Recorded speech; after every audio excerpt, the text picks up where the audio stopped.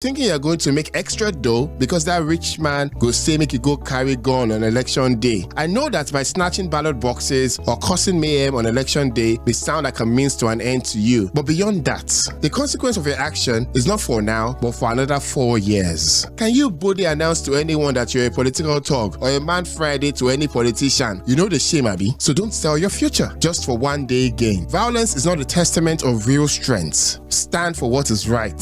Today, make a right choice. Drop that weapon, refuse that offer, and stand for peace. Protect your future, protect your votes, protect your country. Say no to political thuggery. This message is from Mainland 98.3 FM, the sound of Lagos.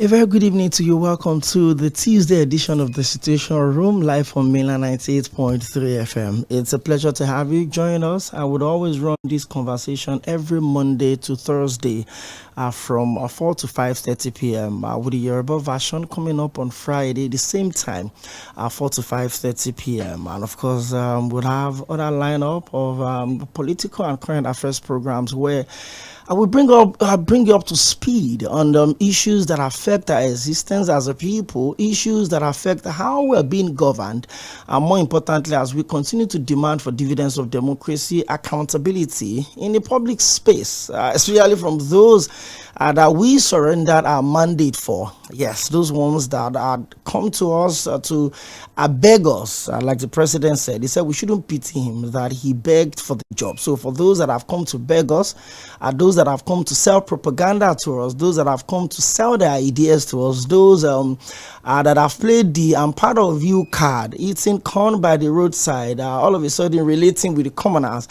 during the election. This is a platform where we would always open the lines for you to engage everyone. And because the general election begins in 144 days from today, yes, the 16th of January 2027, and Nigerians would go to the polls to choose who presides over them, and of course, who make laws on their behalf. From the National Assembly, that's the Senate and the House of Representatives, 360, House of Representative seats across the 36 states and the FCT are broken down into 774 local government across the Federation. We'll also have 109 senatorial seats as well.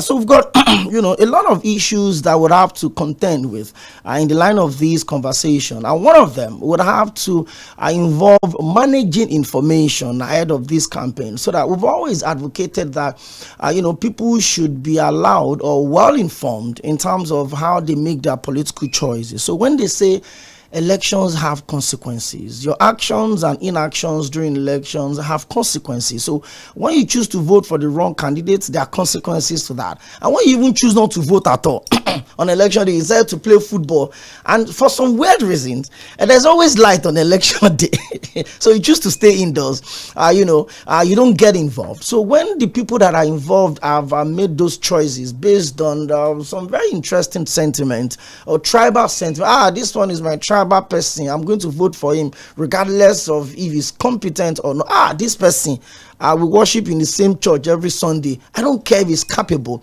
I'll vote for what. Well, I'm a party man. If this candidate is what my party had put forward, I don't care whether he's credible or not, I'll vote for him. So when you make political choices along those line of thought, or the new one now, stomach infrastructure, because somebody gave you money.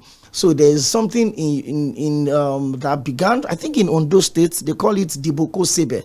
So when you vote on Saturday, you cook soup on Sunday. Well, so if you're still allowing yourself to be tailored along that line of thoughts towards election, then you'd have to miss the opportunity again, because on the 16th of January, Nigerians would choose whether to consolidate on whatever gains that the All Progressive Congress had given to them, if any, or they would have to choose between other political party candidates. Funny enough, all of the leading candidates that we have today were the same set of people on the ballot in 2023. Check it out.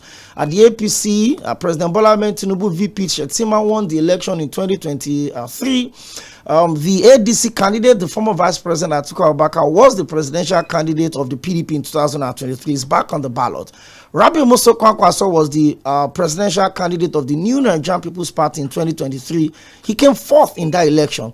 Now he's the running mate to the person that came third in that same election, the Labour Party presidential candidate. Now the NDC presidential candidate, Mr. Peter Gregory Obi, of course, the running mate to Atiku Abubakar, came second in the APC primaries in 2022. The former governor of Rivers State, former speaker of the Rivers State House of Assembly, and the former minister of transport, Right Honorable Rotimi Amechi. So we have the same set of people, that we did not vote for or voted for in 2023 coming back on the ballot. Of course, that the likes of Donald Duke, the former governor of Cross River State, my friend Omoyele Sowore, the presidential candidate of AAC, and there's also the outgoing governor of Oyo State, Governor Opeyemi Akinyode, the presidential candidate of the APM, that's the Allied People's Movement. So you would have to go to the polls and make those choices. But my job on this platform is to help you and guide you along those informed choices. I won't tell you who to vote for, but I would help you with making those right choices. First off, by the quality of conversations we have, when we start bringing in the guests from every political interest, stakeholders, candidates, their spokespersons, their running mates, everyone that involves in this election, would have them here. From Sunday, political roundtable, 6 to 8 p.m.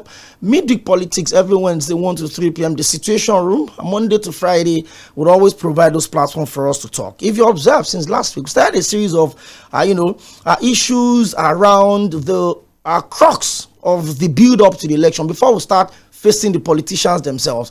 We've had a leadership of different interests, group joining us yesterday. We're privileged to have Comrade Steve Aluko, the National Executive Director of all the civil society organizations in Nigeria.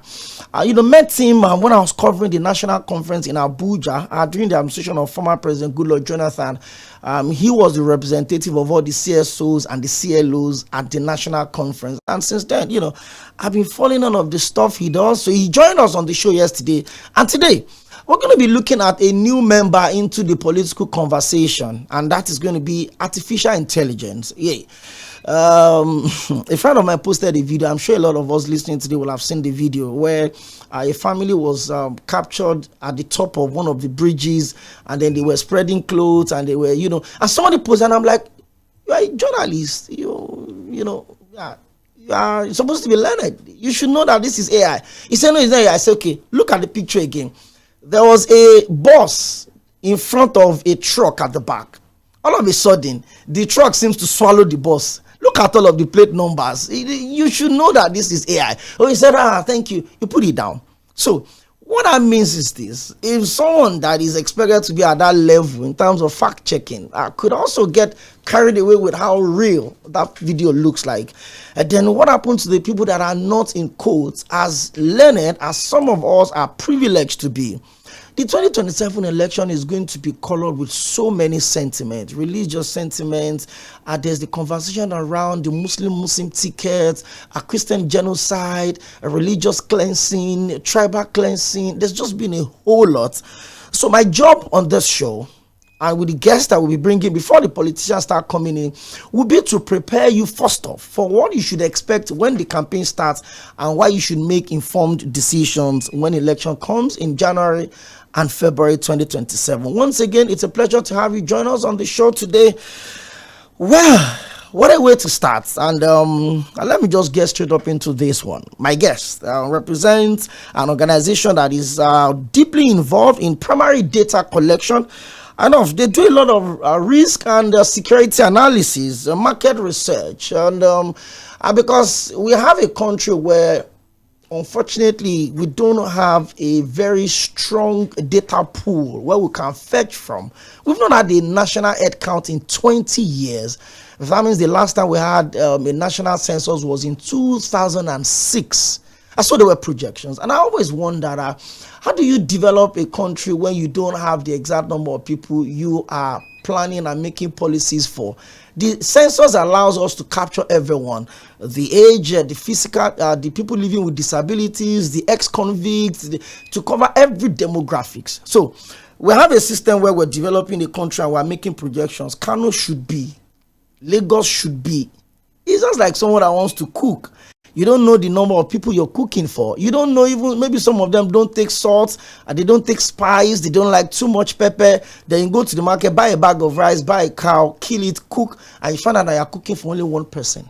So I'm really interested in this conversation today because I love data-driven analysis where you can put some numbers on the table. Let's play with those numbers, and that's exactly what we're going to be doing on the show today. So I would invite you to, pull a chair and join us. My guest today is a representative or the managing partner and head of research at SBM Intelligence. SBM Intelligence is the leading African-focused geopolitical research space and market intelligence and a strategic consulting firm that have been operating in Nigeria since 2013, and they've done a lot of research work, in so many other areas. But I'm interested in what they've done in terms of election and coverage, reception, how campaigns and policies get straight up into some of the places that development may not get to, but somehow electoral materials get to those places. Government presence may not be in those places, but when they need to vote always come out of those places. Mr. Ikemesit Effiong joins me live on the show today to look at all of this and more. Good to have you join us on the show. Thank you very much for having me, Mr. Okay, it's a full house, and he didn't come alone. He came properly guided to the left, and of course, one of his founding partner is also with us in the studio. Maybe at some point I'll set him up and throw a little question to him. He's trying to hide. I know he's trying to hide. I know. And so let's start into this one real quick. In terms of data, which forms the crux of what you do as the SBM. And, I understand that people get data. You have a lot of your men on the field and all of that. But I always assume that because of how easy it can be for government provides the largest data pool to work with. So what has it been like, operating in a country where we usually just wait for independent data gathered, not exactly from the pool where the government can say, from so and so census, 37 million people are staying in Kano, 4 million are in Kano city center, 3 million are in Tunu Wada, 2 million are in Yero. You understand what I'm trying to say? How do you function in that kind of a system where you don't exactly have that large pool of data to fetch from? It's hard. And first and foremost, thank you for having me on the program. You're welcome. I'm an absolute fan, avid listener, and thank you for the great work that you do for us, your listeners. I just happen to be a listener who is participating. Thank you. Today. It is tough and it's difficult. We do a lot of work for clients in the public sector and in the private sector. Interestingly, there are government institutions who also reach out to us to consult our expertise, to use the support that we offer to help them also have a quantitative or a data-backed sense of what they are doing and how that should shape the decisions that they are making. It's a big gap in the markets, and I think it explains some of the decisions that we see emanate from the federal government but also from our state government, and to a much lesser extent local government councils. But secondly, and I think more importantly, it explains the thinking, the mentality of a lot of our political actors as well.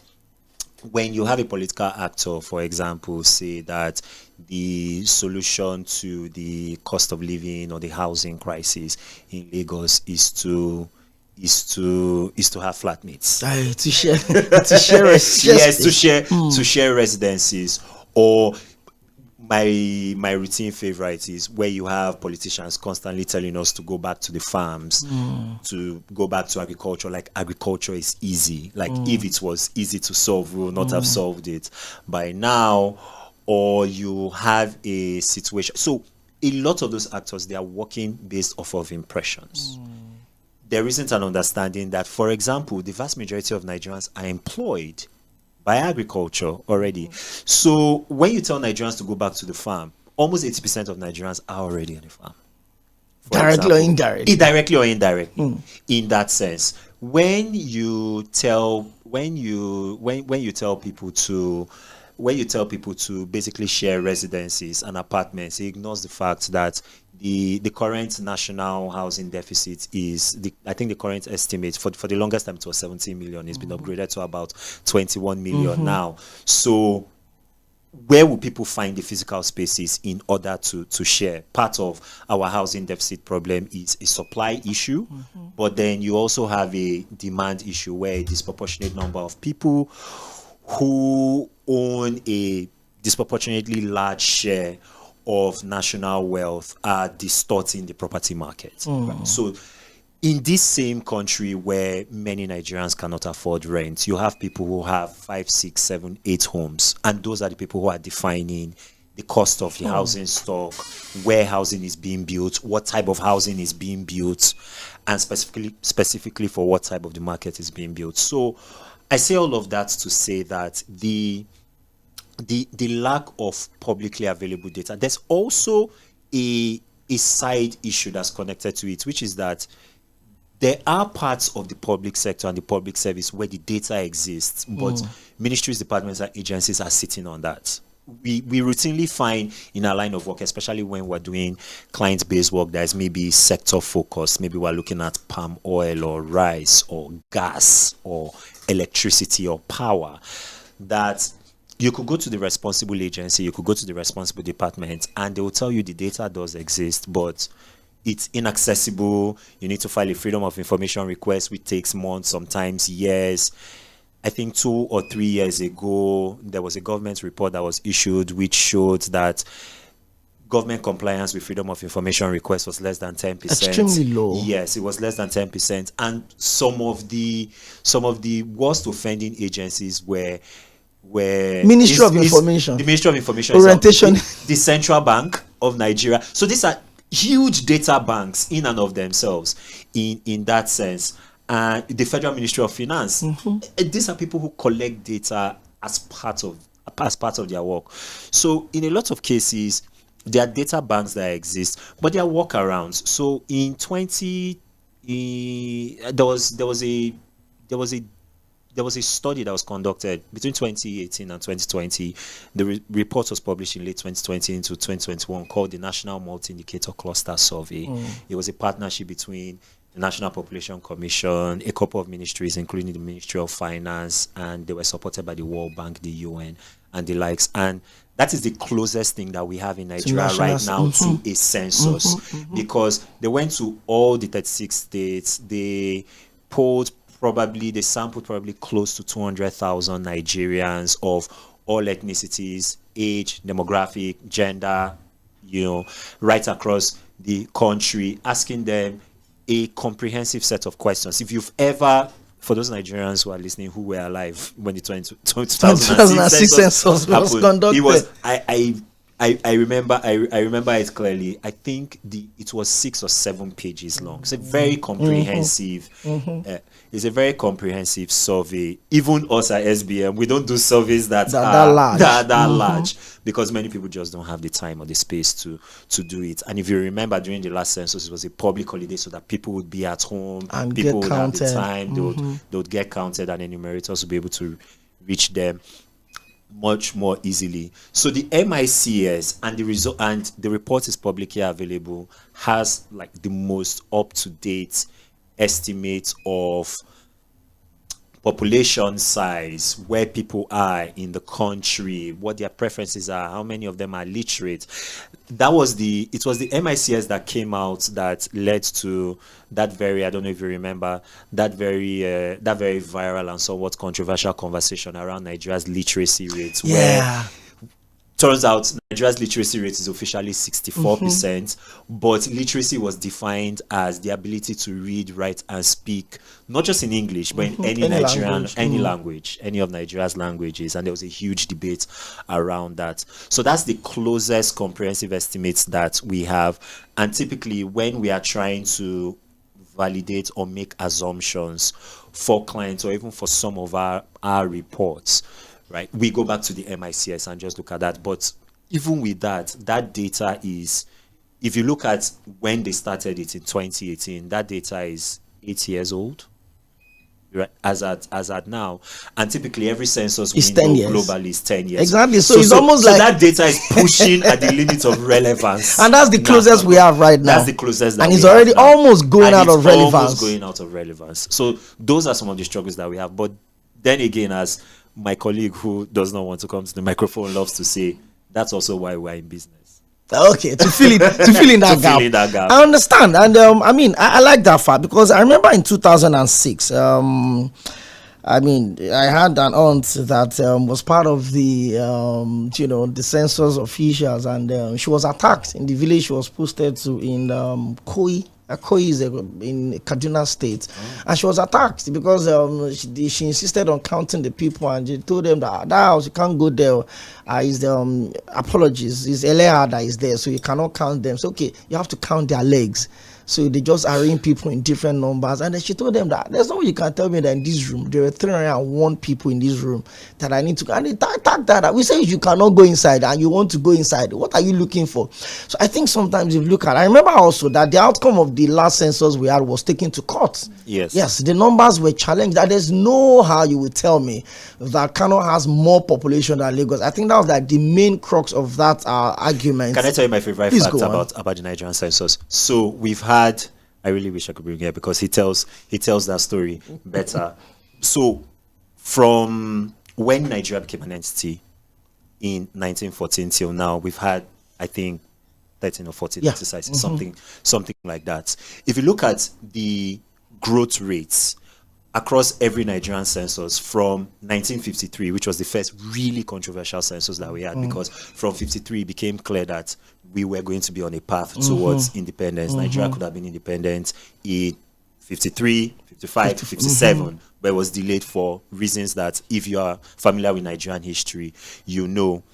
So 53 was the first controversial census. So if you look at the trends from 53, 63, which was one of the remote causes of the civil war, right? Not immediate, but remote, right? And then every other census that we've had post-independence, every part of Nigeria has grown at the exact same rate, which does not make logical sense, right? Because people choose and vote with their feet based off of economic circumstances, family relationships, personal reasons, and all of that. You can't say that Kebbi has been growing at the same rate as Lagos for the last 60 years. You can't explain. It's completely impossible. We did a report.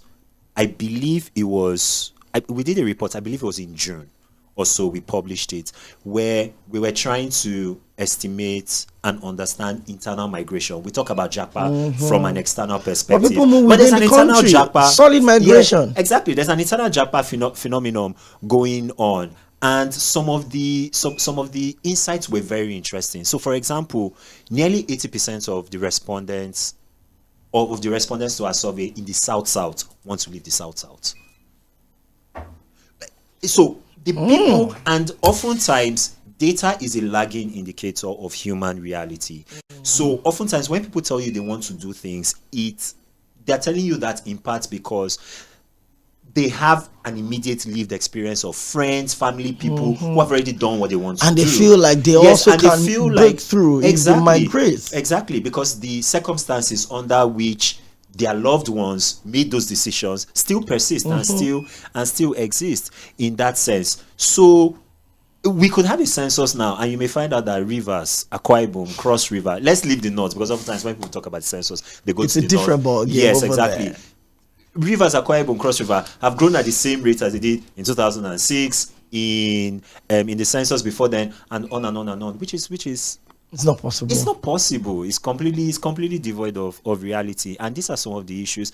And we shoot ourselves in the foot, because when you then look at real hard anecdotal data, for example, fuel consumption, electricity consumption, data consumption, it was only in 2019, for example, that MTN, the largest network operator in Nigeria, first reported, so they became public in 2019, but it was only in full year 2020 that data consumption outstripped voice revenue, right, in MTN's numbers. For Airtel, I think that number, they approached that number in late 2021 into 2022, right? In that sense. And when you think about the fact that this was almost 20 years after we had mobile telephony come to Nigeria. For a country of supposedly 200 plus million people. I mean, I like the fact that he says supposedly, because at different times I've had to question that figure. No, our received wisdom is that Nigeria is nowhere close to 200 million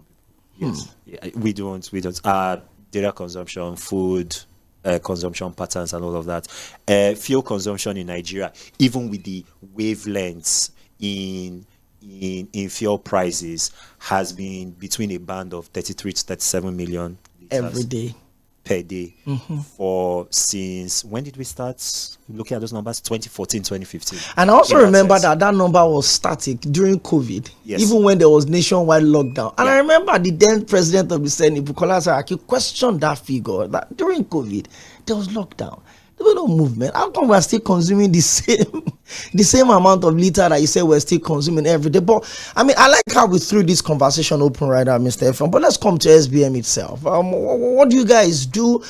Because I mean, I know for the people that are listening, they may not know, but I've seen your key publications. But I'm going to be more interested in what you've done in the line of election, which is part of your publication. So we'll come to that much later. But on the, overall, what exactly do you do at SPM Intelligence? We use data to enhance the understanding of Nigerians, but primarily our clients, about Nigeria and increasingly West Africa. So our work is not just Nigeria focused. We do a lot of West and Central Africa work because we found in our line of work, especially with relationship to our security related work, that Nigeria is very intimately linked with its immediate abroad: Cameroon, Niger, Chad, Benin, Ghana, and the likes. So we've had to expand our coverage to those countries in that sense. So clients come to meet us when there isn't readily available secondary data either published by the government or the World Bank or the UN, because data coverage across Africa relative to the rest of the world is poor, right? In that sense. So they come to meet us when they need primary data. You want to understand how many people consume your products, how many people know you exist, what the likely size of a particular product or service offering you are thinking about is likely to be, where is the best place to put aside a factory in the Southwest. Some of those niche questions where things like data from the MBS, data from the government would have helped to guide the business decision. People come to SBM to do that. For the public side of things, we publish a lot of research around the economy, around Nigeria's politics, but we're quite well known for our security coverage. We, for example, did the first comprehensive estimate of the amount of ransoms that Nigerians pay in order to secure the freedom of their friends, family, loved ones. We did that. Was that published in 2021? The Economics of Kidnapping report is we do it every year. As a matter of fact, I think this year's one is coming out at the end of this week. Yes, it's coming out on Thursday. I think we will not forgive each other if I don't have access to that. It's publicly available, and I'll be very happy to come back and talk about it. When we did the first estimate, which covered, so the first report came out in 2021. That particular report covered the period from, I believe it was 2014 till that period. The number was something like $8.1 million over paid as ransom over that period.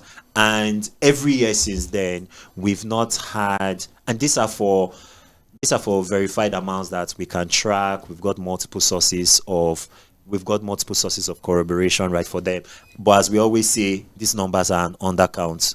Most people do not actually disclose how much they pay, right, to secure the freedom of their loved ones. So as incredible as that number sounds, have it at the back of your mind that the actual amount is a lot more. And therefore, more than that. Yes, and for every year after that, because we publish this every year, we have not had a year where the ransom tally is below 1.5 billion naira. Every year. every year. As a matter of fact, I can just throw this out there. One of the interesting things from the draft report of this year, and it's something that I'll probably come back and talk about a little bit more, is that we're increasingly seeing a very high level of efficiency depending on which group is demanding for the ransom. So if it's ISWAP, for example, the ransom collection rate is 90+%. Yes. Yeah. So what that means in reality is that if ISWAP unfortunately gets a hold of you or your loved ones, the chances are you are going to pay. Yeah. There's nothing like rescue. There's nothing like rescue. There's nothing like negotiation and all of that stuff. You will yes, pay. You will. 90%. 90%. Yes. So so those are the sort of things, because from our perspective, at SBM we pride ourselves, on being current, loving the news, staying in touch with the news. But like you said in the introduction to this conversation, to this program, that before you have the politicians, you have a lot of people come in and they talk about things from their own interest and all of that. Let's set the scene. We see ourselves as scene setters. What data does is, from our perspective, is that data sets the floor. It illuminates and it defines the boundaries of the conversation. You may query the integrity of the data, how it was collected, the lights and all of those things. But the key thing is there are numbers on the table. Exactly. Yeah. It's not impressions, it's not sentiment, it's not what people tell you, it's not what you tell us people tell you. Like when our politicians say, my people are telling me to run. This is none of those Your things. people are not telling you. Your people don't even tell you anything. These are hard facts that are placed on the table. And what we do at SBM is to be the generator of record of the hard facts that shape Nigeria. Okay, interesting, but disturbing, I want to say. 1.5 billion every year. That's a whole lot of money. Yeah. That used to be Taraba State's budget a couple of years back before the subsidy was removed. And 90% from ISWAP, well, unfortunately, when you get abducted, you probably don't even know which of the group had kidnapped you until you had to run out of the old space. But, I mean, that's a new one. I know that there are a lot of people that just, I didn't think, maybe for the very first time I have to own up, I didn't think there could be, such a detailed report that could, face or spotlight that particular, part, because a lot of people get this ransom paid and they don't even involve the police. Yeah. Even there are times that government will pay ransom and they will say that these people were rescued, we didn't pay a dime, and then the people will come and say, they paid though, and all of that. So I'm committing this, and I'm giving my people, the listeners, my commitment that once this publication comes out this week, I would put it on all our social media platforms, all of Mainland FM social media platforms. We will make the link available on YouTube, on Facebook, everywhere. And I'm also going to post them on my social media handles so that I would understand what we're dealing with. That people don't just wake up to pay ransom. Somebody somewhere is taking note of how much we've been spending. If we've spent over $8.1 million from 2014 to 2021, that's a lot of money actually. But now I guess that really, just drifted me a little bit. Sure, but let's get back into it. Data does that. Exactly. That's the thing. That's the difference between just having, umbrella or generic conversation. That's what data does. But you conduct polls, opinion polls, yes, we do, on perception. Sometimes I know it could be individuals reaching out to you that let me hear what the people have to say, maybe major candidates.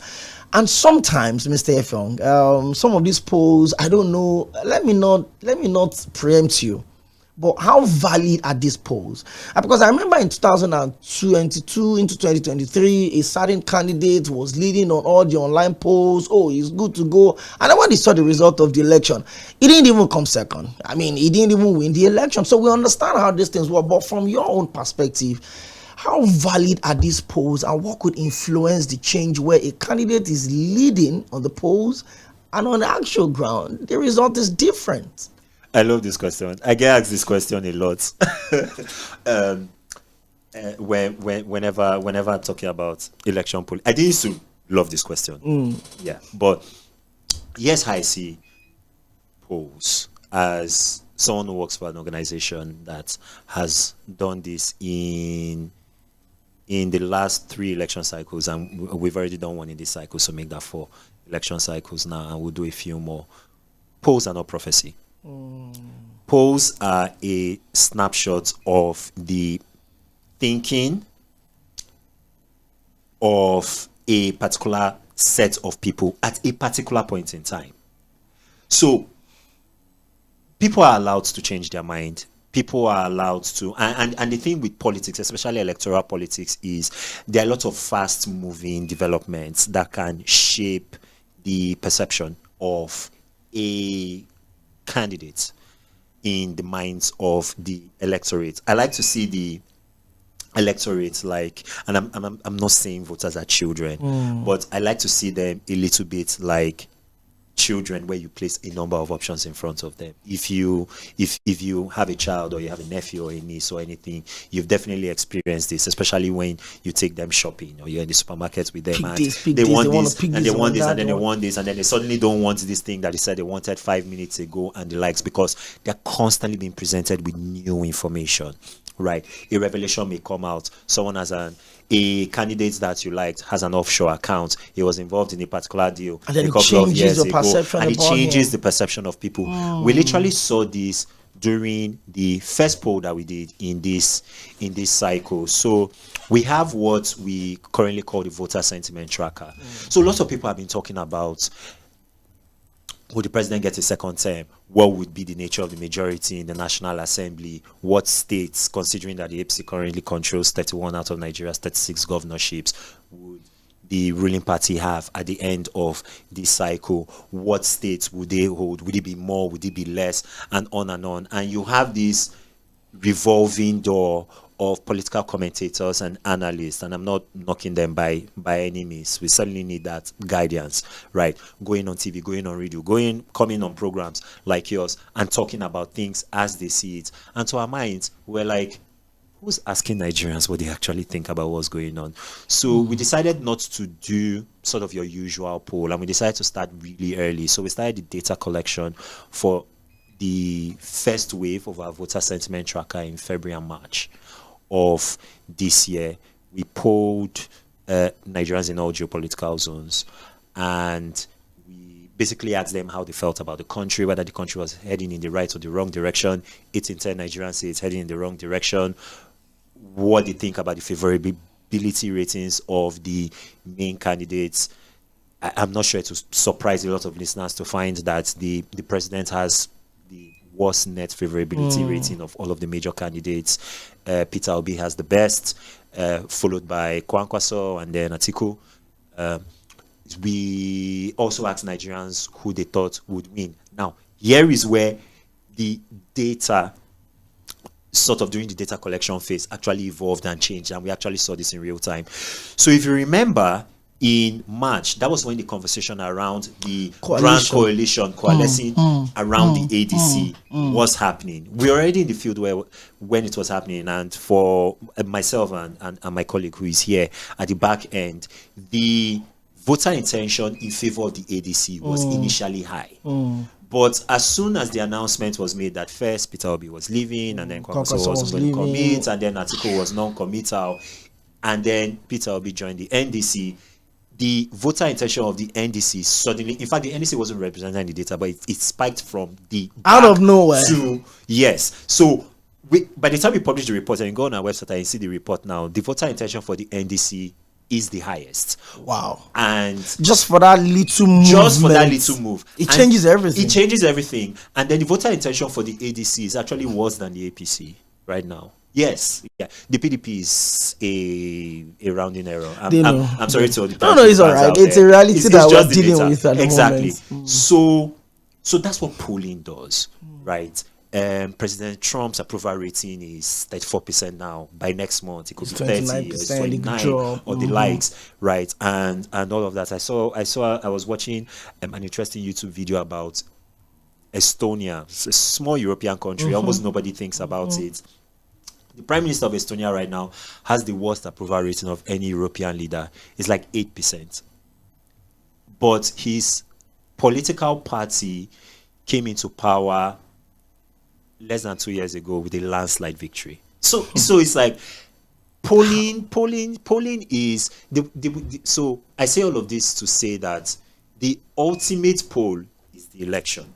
Everything that's like deal. Exactly. Everything before then is a snapshot in time, and even elections are a snapshot in time. If we did elections every year in Nigeria, chances are we may have a different president every year. In that sense, so this headspace where we're in, where people tend to see polling as indicative of whether they should vote, whether it's worth it. It's a popularity contest, but the celebrity was popular 10 years ago or even last year. It's not necessarily be at the top exactly today. In that sense, and so that's how we see election polls. In that sense, it's that in the absence of, like you said, a census, in the absence of the actual election, which is fixed for a particular point in time by virtue of our laws, these polls just give us a sense of if the election was going to happen in August today, this is the probable outcome. Exactly. In that sense, and that's how I like to approach polling. And I'm going to hold on to that. Polls are not prophecies. Yes. I mean, it literally just answers the entire question, because sometimes even prophecies don't always come true. I've seen a lot of people that are prophesied that this club is going to win at this this league. Or a pastor I went viral a couple of months ago where he said Arsenal was not going to win the league, and then they came for him, and he said even they were 16 points ahead, he was not going to lose. Then he came back, and then Arsenal won, and they trust Nigerians. Somehow they will dig that video out. When you release the video, they probably didn't see it, but you thought people didn't keep those videos.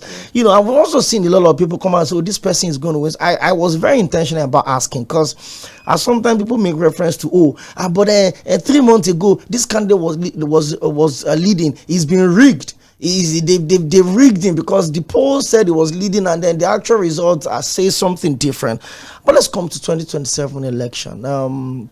It's a defining moment, even though I think I share the school of thought of the likes of Jonathan, even George Oponwe, saying that elections don't define the success of our democracy. The fact that you have, transition of government from one party to the other over the last 27 years does not mean your democracy is thriving. President Tinubu is the 5th president that we're having. So in terms of that, you can think that our democracy is going good because Obasanjo did his own, Yar'Adua did, Jonathan did. We've not had anyone that had stayed beyond the limit, the approved time. But the transition of government does not mean that our lives are better than it is right now. There's a whole lot of things that are, going wrong that should go better. But there's going to be a lot of, like I said, a new entrant into the data or information or misinformation or disinformation space, which is artificial intelligence. Mr. Effiong, I've seen a lot of videos that even though I went to school. All of us have. You will be like, this video.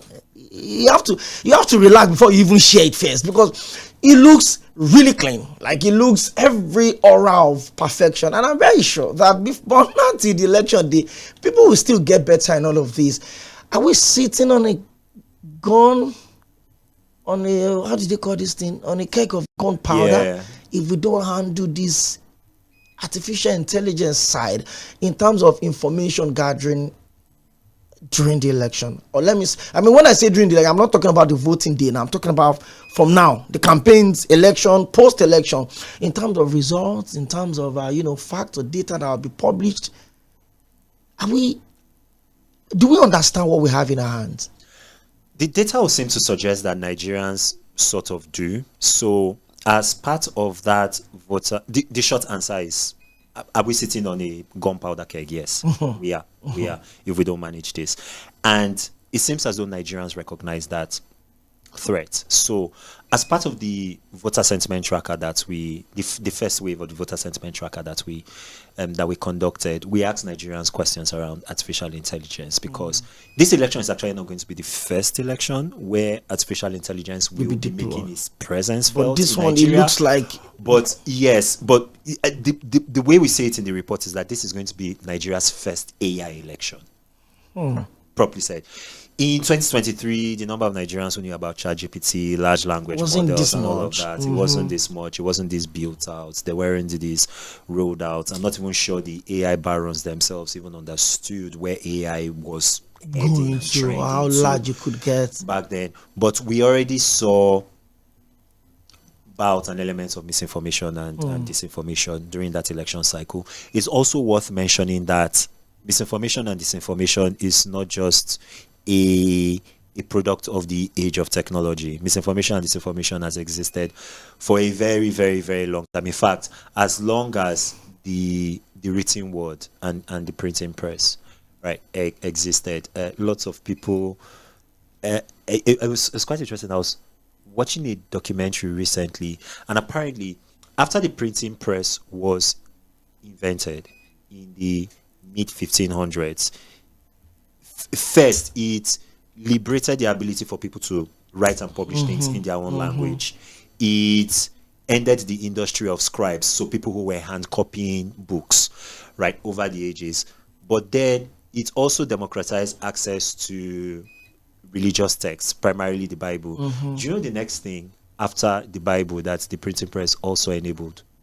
Gossip and pornography. Wow. Yes. So we've been dealing with misinformation and disinformation of various kinds for 500 plus years. There's that. What AI has done is that AI has lowered the barrier of entry to nothing. It's the barrier of entry right now is just a data plan and a smartphone. That's all. That's all you need now. It's and that has unleashed the potential for harm and the threat of misdirecting people, right, in a way that has never existed in human history. And Nigerians recognize this. So as part of our voter sentiment tracker, 66.5% of our respondents, basically practically 7 in 10 Nigerians, said they are worried and they are alarmed about what artificial intelligence would do in the 2027 elections. We were actually, frankly, very surprised that Nigerians were that concerned about the effect of AI. And I suppose some of it comes with the fact that we've been using this technology for years. We've seen strange things. You see celebrities that have, you see renderings, videos, people who have 6 fingers, 6 toes, people clearly saying things that we do not know them to say. Remember about 2 years ago when lots of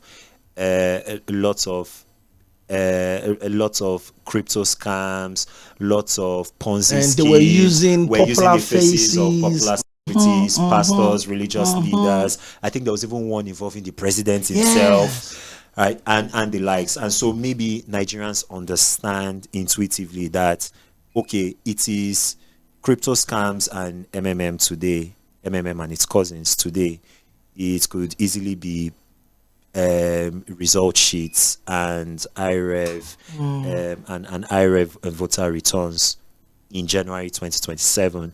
And then if you look at the if you look at the demographic breakdown of Nigerians who are worried about AI, so older people, Nigerians above 50, are more worried about AI use than Nigerians between 18 and 29.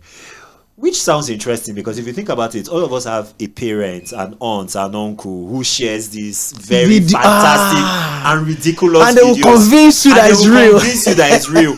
But also, it could be that because they are some of the most aggressive users and consumers of that content, that they also intuitively understand that, someone could use this in a way that communicates a political message which is contrary to what I believe or what I understand. And one thing that we're used to at SBM, my colleague receives that a lot more than me, is people entering our DMs or people calling us, those who personally know us, and reaching out to us, telling us, your data is wrong, this is wrong. And I will tell you why. It's because this. And AI has just expanded the scope for those sort of conversations. Because you can essentially make reality with artificial intelligence. The way we look at AI is a tool. AI is not bad. AI is not good. AI is only bad and good to the extent of its use in the hands of whoever is using, in the hands of who is using that tech.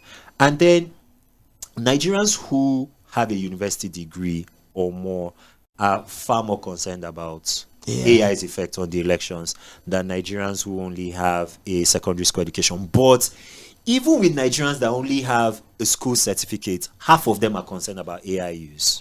For those who have a university degree or a postgraduate degree, that number goes up to like 84% in that sense. So even with the Nigerians that, quote and unquote, to borrow a term from your introduction, are not as exposed, they still recognize the threats. Half of them are still worried about how this technology is likely to shape the dynamics in election. So some of it is, it's quite interesting. But then again, we then asked the next obvious question. So you're concerned about AI. Do you fact check? Only 12% of Nigerians verify political views.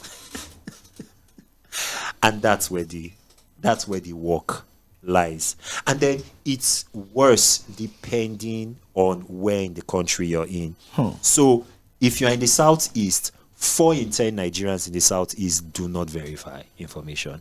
And the Southeast, and then we ask Nigerians about their social media usage, because obviously a lot of AI pops up on social media, is deployed right on social media. First and foremost, I know we're on radio. I love this format. I love your show and all of that. But our data seems to indicate that Nigerians get their news more from social media than radio and TV. Now, radio was the king for years, right, up until this cycle. And in every part of Nigeria, the proportions are north of 70%. But in the Southeast, where, let's remember, 4 in 10 Southeasterners don't verify, the proportion of Southeast respondents in our reports that have social media as their primary source of data, 82%. So the vast majority of people in the Southeast, our data indicates, get their news from social media and they don't verify. And how disturbing is that? Yes. And then when you then overlap and overlay this, and this is what we did in the report, when you overlap and you overlay this with voting patterns and voting returns, as we know over the last 3 election cycles, right, the Southeast, to a lesser extent the South-South, because the South-South also has similarly high levels of non-verification as well as social media use.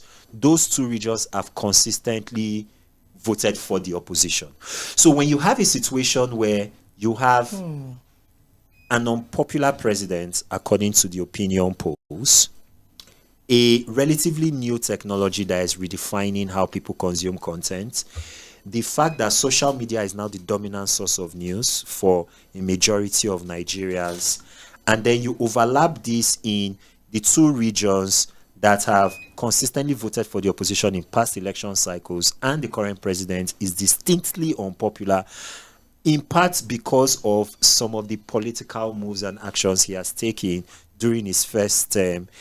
There is a space and a gap for people to utilize artificial intelligence to shape reality, to speak to the confirmation biases of residents of those regions, such that they will fundamentally distrust the political process. So if I generate a video which simply says, I don't want radio, I don't want to give any specific ideas to any malign actors out there. But if someone comes up to the video, for example, that basically says something has been found in INEC headquarters, this is what they are planning to do, and on and on and on and on and on. It's AI generated, it's not based in reality, no other media sources or outlets are reporting it. It's not credible at all, but it circulates on social media. Our data seems to suggest in places like the Southeast, the South, they tend to consume it more, and they will believe it. And so no matter what INEC does, even if INEC does a reasonably credible job, because there is already a bias from what they got. Yes, and they've now been consistently consuming AI generated content that speaks to that bias. You've locked them out of trust in the electoral process. No matter how the umpire tries. Exactly. That is the threat that we're dealing with, and that's what we tried to highlight with the report. Okay. So how do we work against that? Because just like you said, see, the phone lines are on fire. So people want to talk to us, but we'll open the phone lines very soon. But from what we have right now, like I said, I was at an INEC training sometimes early this year for political reporters, and and one of the things that we kept asking is, what is INEC doing in making sure that whatever disinformation could pop up from the use of artificial intelligence, we were going to have a lot of it. Data or no data, SBM or no SBM, it's a reality that we have to deal with, And INEC seems to, have a flat response. So we have agencies that are helping us. You journalists also help us to, clear the minds of the people. And I'm like, how do I know what people are consuming at the moment that I want to tell them, that video on your phone is AI? How do I know the video on your phone? So we've established the fact that if we don't manage this well, we could be sitting on a keg of gunpowder if we don't manage it well. But we have a very short time. The first of the election comes up in 144 days' time. Is there anything that could still be done to, kind of increase the level of sensitization in that place when we had 4 out of 10? If you could raise it to like 7 of people that would, the other way around now, fact check what they have. Is there anything that could still be done? There are things that can be, there are things that can be done, but first and foremost, INEC having a relatively blasé or ambivalent attitude towards this is part of the issue. We have data protection laws in our country. My training is in law. I'm a lawyer. So we have data protection laws. We obviously have cybercrime laws that criminalizes some of these things. Enforcement is a work in progress. In that sense, there have been some relatively high profile arrests, but a lot more work can be done in that space. But we don't have specific AI guidance and regulation. Essentially, Nigeria is leaving the definition of the rules of engagement on artificial intelligence to the general public, to the private sector, to individual organizations and institutions. So, for example, if you're registering with the National Data Protection Commission, there are certain guidelines and policies that you need to have. They've recently updated their guidelines to include artificial intelligence policies and uses. But it's quite interesting that there is no nationally defined AI policy in that sense. And part of I representing SBM Intelligence were part of a consultative process around defining what would be one of the first national AI trusts in the world if our work gets to its logical conclusion in that sense. But that's going to be a multi-year process. That's not going to happen in time for the 2027 elections. INEC can do some work in adding to the exhaustive list of guidelines that political parties and other political actors, candidates, are supposed to comply with AI guidelines and AI policies. I think it's very important and it's very critical. And INEC is empowered by its Establishment Act and the Electoral Act and other laws to do that. INEC should do that. Having said that, in the absence of INEC not pulling his weight, the government itself and the media, and by extension Nigerians and social media users, can push the social media companies to roll out easy fact-checking tools.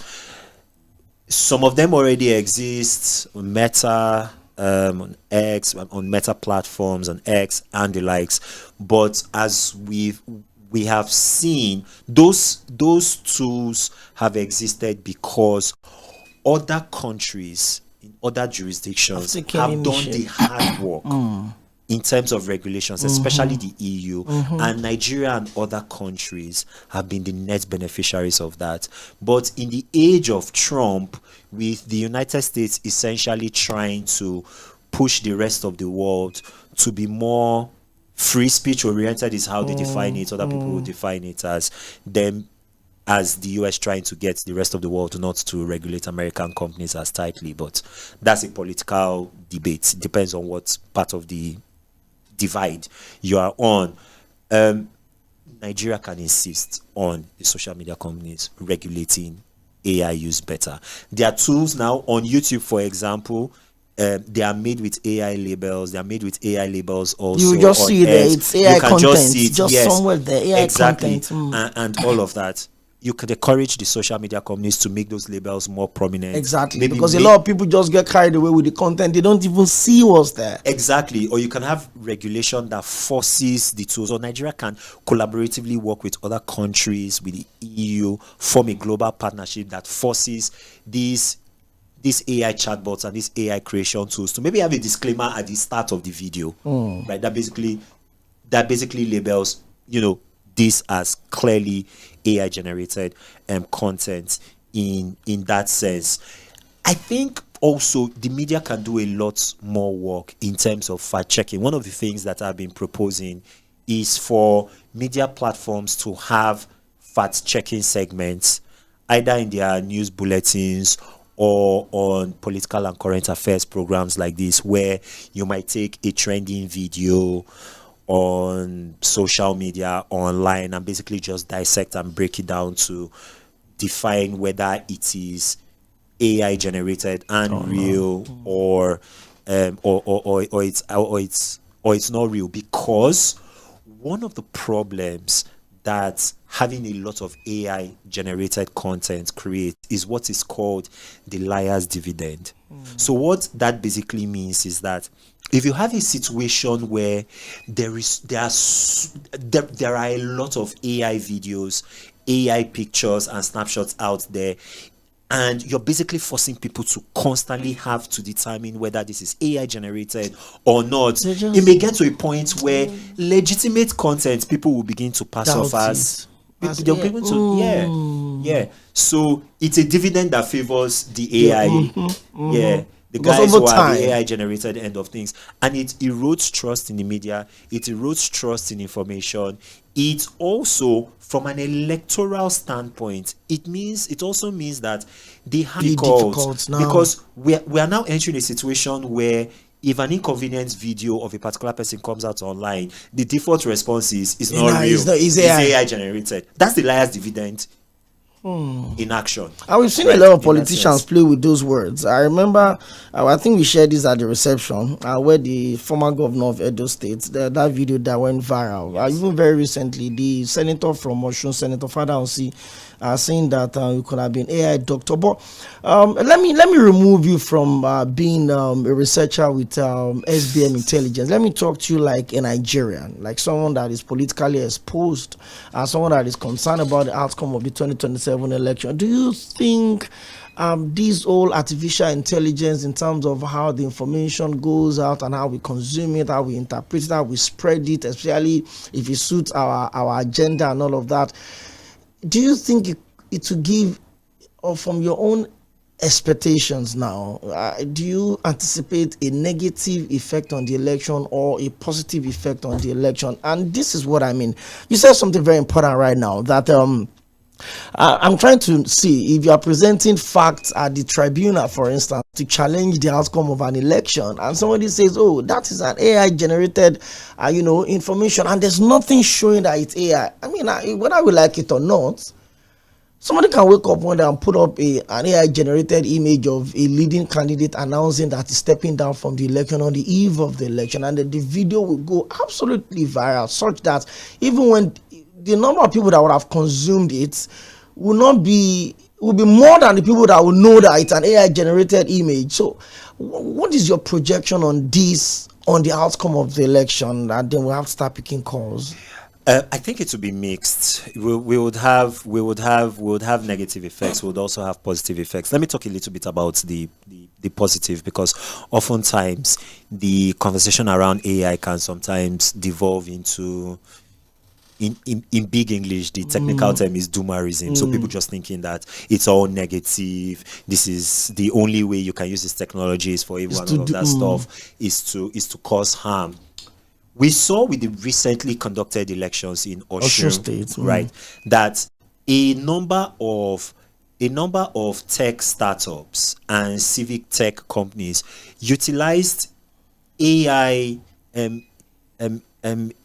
document scanning and AI enhanced document reading tools, right, to essentially pluck out of out of the IREF platform that INEC uses and where all of the polling units results are uploaded to, they use these AI tools to essentially electronically read those results, and they used AI enhanced tools to tabulate those results, and a lot of them had accuracy rates that were north of 95%. So before INEC officially announced the results, and these people by no means were calling the outcome in Osun State, but they used AI enhanced tools. They used AI enhanced tools to essentially do INEC's work a little bit more efficiently than INEC. That's a positive. Absolutely. Yeah, that's an absolute positive. In that sense, you can use AI chatbots and tools to conduct and carry out voter education. It has reduced the barrier of entry of creating videos, directing people on how to turn print, what a result sheet looks like, what to expect on the day, what the process of. And these are the things that I personally would have expected that INEC be doing by now using AI tools. Right, you don't need an entire communications department anymore in order to do this. A unit of a few guys can just pull things up and let it fly. In fact, a lot of these people, there's a global disinformation study which, amongst other things, found out that there are lots of AI farms in places like Nigeria and Ghana. This part of the world is a global AI misinformation hotspot, largely because of what's going on in the Sahel, Mali, Burkina Faso, Niger to a lesser extent, and the likes. But as part of that study, they found there are AI content farms that are literally warehoused in duplexes, and you just have groups of 10 to 15 people just sitting down and using these tools to churn out videos that are complimentary of Russia, complimentary of the Malian leader, speaking ill of. Interestingly, Nigeria has been a negative recipient of a lot of that content, of course, because of our position in ECOWAS and what that means. You can retool all of that, have an AI elections hub, and use that to create voter education content, to use that to create voter complaints avenues, where if anyone has any issue in their polling units, you can put this to an app, you can create an AI chatbot, and then people take a picture, response, upload, send it there. Those guys also use AI enhanced tools, assess those pictures for validity and the likes, log location, then they reach out to you. You can use that to do comprehensive incident mapping in that sense. So those are some of the positive things from an electoral standpoint that you can use AI to do. All of the other negative things, I think we've talked about extensively. I think we will see a bit of both. And I think for me, Osun was an interesting election, not necessarily because of the result, even though the result itself was interesting, but it was an interesting election because we saw the early deployment and use of AI for good and for bad, right? So what we saw in Osun, take that, supersize that. We always say at SBM that the general elections is not one election, it's 37 contests, and then at least on the presidential side, and then if you go to the House races, the Senate races, there are multiple contests, right? In that sense, and I think we would see a lot of that, right, come to play. All right, thank you very much. It's been a very interesting conversation. I don't even know where I stand on this show. Maybe I'm the host or I'm one of the listeners at home, just getting things down. But in case you're just joining us, I've been looking into election integrity and managing information in the era of artificial intelligence, especially as we begin to build up to the 2027 election. And I decided to make a quick stop, to get on board with us, the managing partner and head of research at SBM Intelligence, Mr. Ikemesit Effiong. And we've looked at some of these issues, and more than anything else, I'm seeing a lot of messages here. I'll try and read all of those ones. But I like the fact that we decided to look into this one, because from next week, maybe we'll start having the politicians coming one after the other. But I just said that let's keep them on one side so that they don't load us with information and then argument will start. I think it would be important to also ask all of your political guests where they stand on AI. Yeah, sure. AI I mean, use, come on. how they intend to use AI. Trust us. Trust us. What they will do if they get into office about AI. Sure, definitely. Definitely. But thank you very much for that heads up as well. I'm sure that for the people that followed this program for a couple of months or years now, you know that when you're coming here, you should be ready for a proper engagement. I'm not going to tell you and say, can we meet you? No. I know you. I'm prepared to host you before I reached out to you. But you want a couple of questions? You want to say one or two things about the engagement that we've been having since 4 p.m. with Mr. Ikemesit Effiong. And, he's the managing partner, head of research at SBM Intelligence. I told you what they do at SBM Intelligence. There's a whole lot of primary data collection responsibilities. There's the risk and security analysis as well. There is the market research. And like I said again, they've done so much in respect to elections. But the AI conversation is getting louder by the day.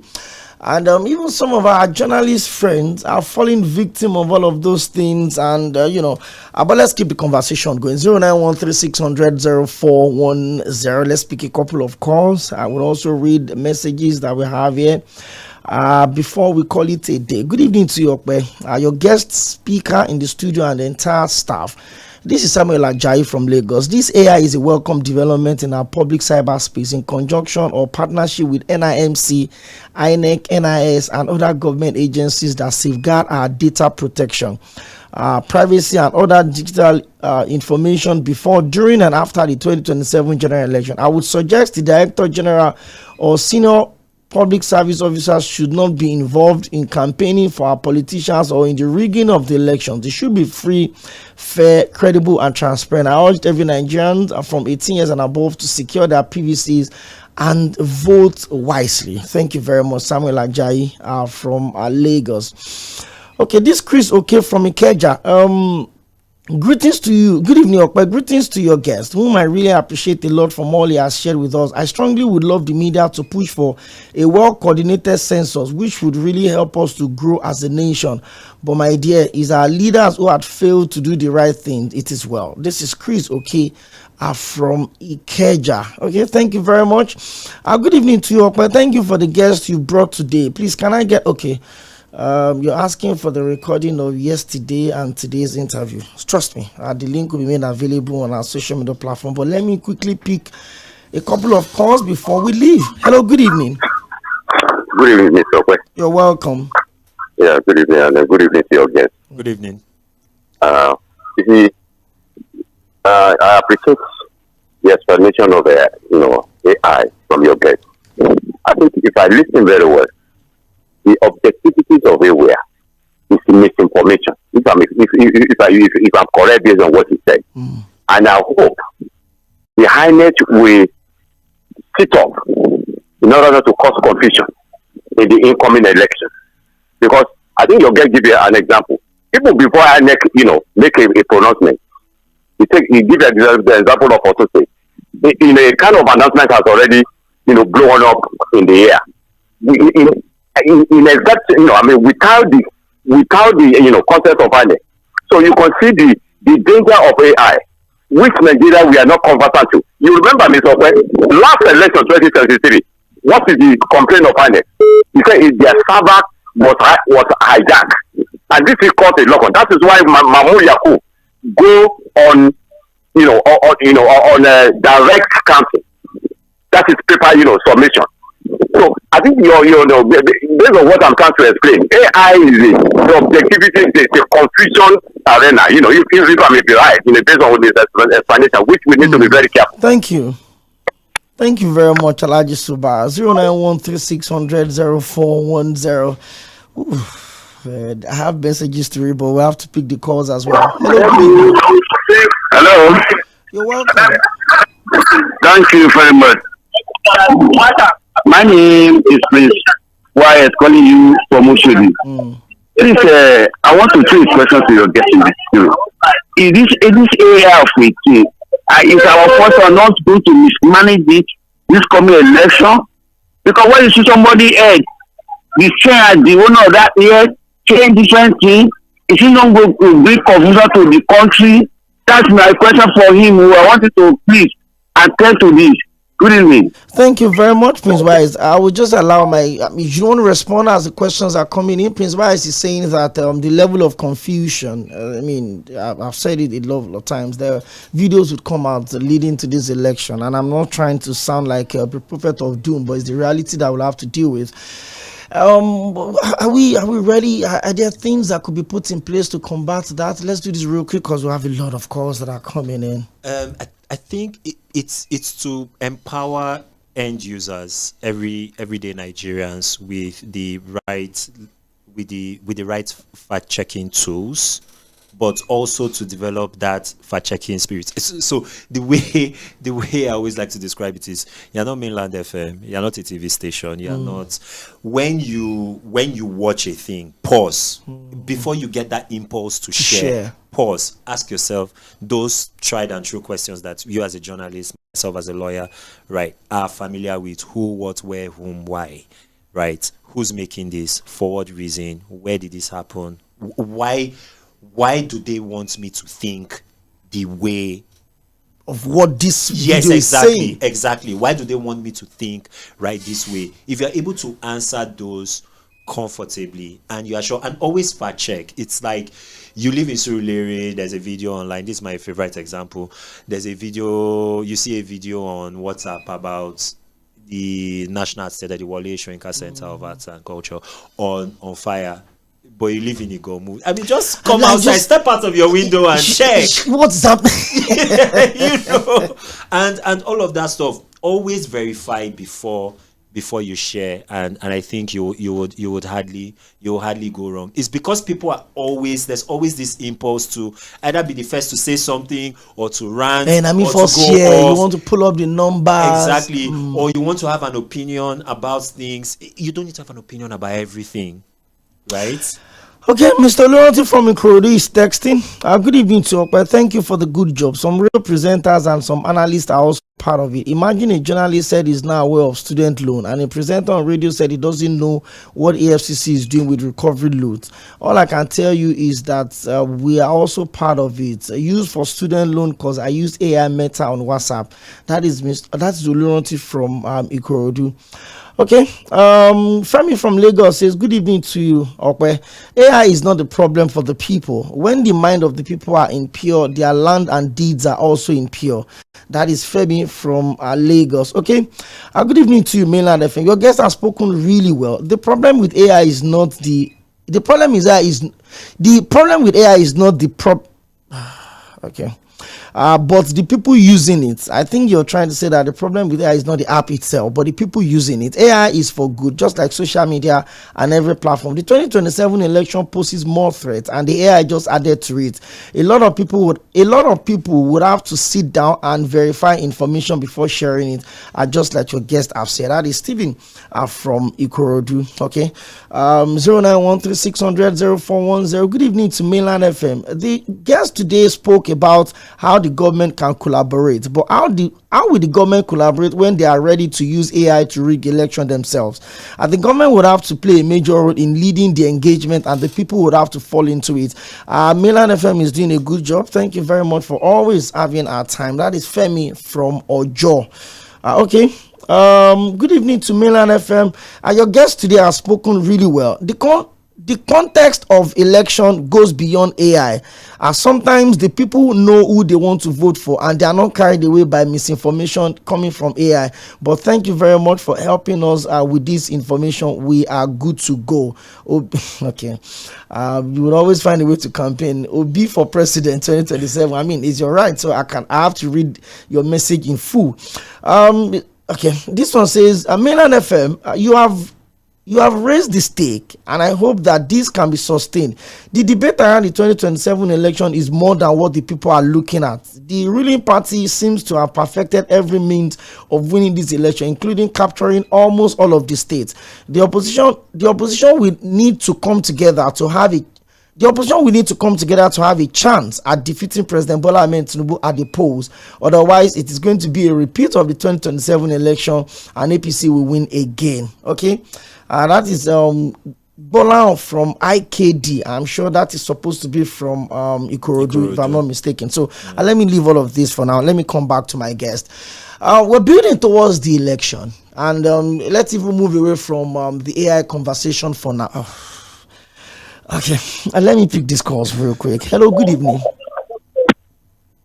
Hello. Good evening. You're welcome. Yes, I'm Sunday. I'm calling from Ikeja. Mr. Sunday, good to have you join us. Yes, I've been listening to your programs since when the inception, and it's quite an interesting one. But don't you think that AI, the way I listen to all your conversation with your guests, more like something that looks when it comes to the action of exaggeration. I saw something like exaggeration. If something is a little bit action for you, and AI will take it up to be just exaggerated. So, yeah, so and in this aspect, Nigeria is the system we are operating now is very dicey. The system is not working, and we have situation like this in our system. Don't you think it will worsen the situation? So it will worsen the situation. To me, I don't think it's even good that they should introduce such thing to INEC or any kind of thing. If they are to use the AI, you can use it for maybe the cut off some certain things from it. Something that will look so exaggerated. Okay. If you are looking for something good, when you go there, you find it, but something exaggerating is too bad. Thank you very much. It will rather damage the election. Thank you, Mr. Sunday. I think, and I've continued to say this, kicking against artificial tools these days is almost like shooting yourself on the foot. There's nothing you want to do about it. AI is here to stay.